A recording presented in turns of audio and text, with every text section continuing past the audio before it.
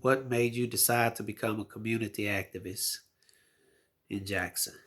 I decided to become a community activist in Jackson because there are a lot of people with issues that need to be addressed, but they're either afraid to talk to the right people or just don't know the right people to talk to. So that's where I come in. I'm like that in between guy.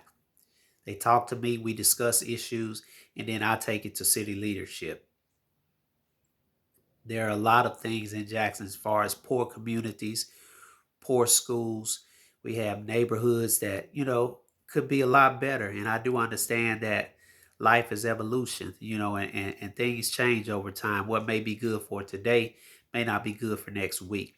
But when we have things that can be fixed today, I feel like we have to attack those things while it's the right time to attack them, the right season to attack them. Um, was there a specific experience that sparked this?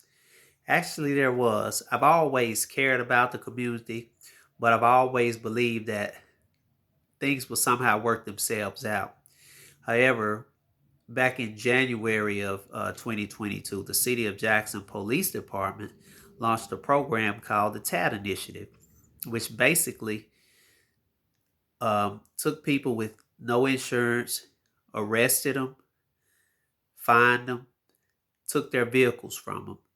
And with Jackson being such a poor community, we're at 25% poverty rate in the state. Now the state's average is 19, but the national average is 13. So we're looking at about 12% higher than the national poverty rate.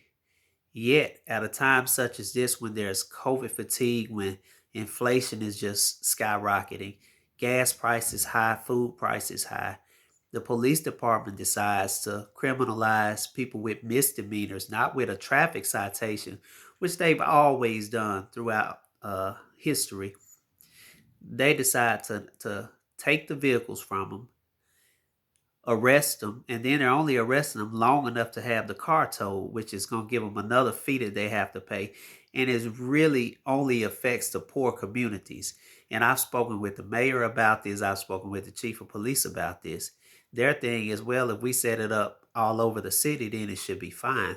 My thing is, the entire city isn't affected the way the poor communities are. We have affluent communities, which if you take a vehicle from them, $200 may not be that bad for them to pay. But for someone who's living check to check or maybe on a fixed income, that's a problem. Some people don't even get their vehicles back. And the biggest thing is these roadblocks have been constantly set up in the poorest of communities. And I just think at a time like this, it's sad that, people have to be put under extra stress. And they're not only just set up at night, these things are set up all day long. We're talking about maybe 7 to 8 roadblocks a day sometimes, and sometimes in the same communities, back to back, back to back, back to back. So just watching the communities be destroyed, by this law, which I think is just not right. It really caused me to step up a lot more than what I've been doing. So that's my main thing that sparked me. Okay, it said, can I paint a scene of back when the storm hit Jackson last year? How did it affect you? Okay, last year when the storm hit, unfortunately, I'm in one of the areas that we didn't get any water back until over a month after the storm hit. And when we got the water back, we still couldn't use it. So we were pretty much a month and a half out before we could even use the water for anything, only to turn around and have a letter from the EPA come in that says you can't drink the water, you can't bathe with the water, you can't brush your teeth with the water. Pregnant women aren't even supposed to touch the water. So now we're still getting this letter monthly. And I'm just not sure how that's working out, as far as we're paying a water bill, plus we're having to actually purchase water. So it's just like having two water bills. In essence, it's like having two water bills. Not to mention that the city has gone up on the water bills over the last few months.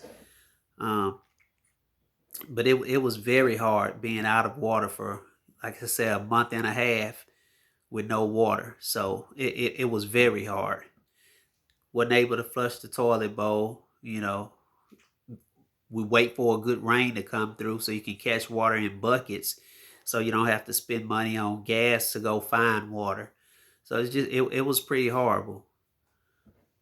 Okay. The next question is what are the boiling water alerts like? Now we get a lot of boil water alerts. Pretty much probably 3 or 4 times a week. It's in different areas though, and most of the time when you get a boil water alert, if it's not a citywide boil water alert, it's normally cleared up in a couple of days, maybe 48, 72 hours. It's normally cleared up.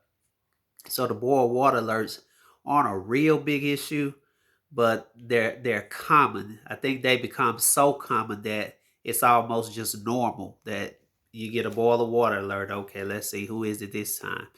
So they're common to a state where they become normal. But like I said, they're not really a bad thing because they normally clear them up in a couple of days. What were your immediate thoughts when you and other Jackson residents were left without potable water for nearly a month? My immediate thoughts was, this is ridiculous. The city has to do better. We knew this storm was coming, and we also knew about the infrastructure. Now, I do understand that you can't pinpoint where something may go wrong, but for it to take over a month and a half to get the water back on, I thought that was pretty bad. I thought it was real bad, and I'm sure they could have done something between that time. Like I said, this is an aging infrastructure. There are a lot of times when we probably should have been putting money into the infrastructure, that we haven't been doing it.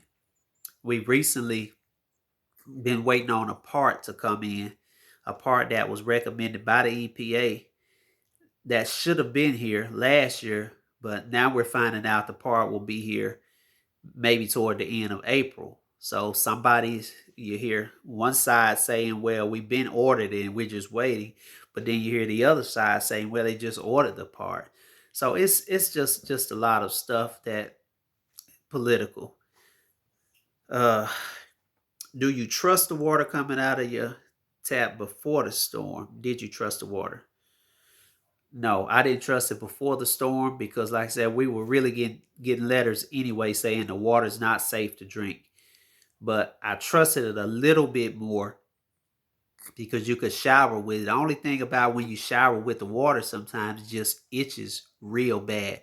So I don't even know what that is, but sometimes when you shower with the water, it itches real bad. So what we've been doing in my house, we just been buying the 5-gallon jugs, and that's what we've been having to use every day. We just bathe with the fresh water, spring water, instead of using this faucet water because it itches too bad. And I don't know what it is and why it's itching. And it's not just me, it's my household. When we use that water, it itches a lot. Definitely don't trust it now. Definitely don't trust it now. If I turn my water on in my faucet, it comes out brown to begin with. And eventually it clears up. But once I turn it off and turn it back on, it goes back brown again. So, no, I don't trust that water. How does environmental racism play a role in the ongoing water crisis? How about the lack of infrastructure?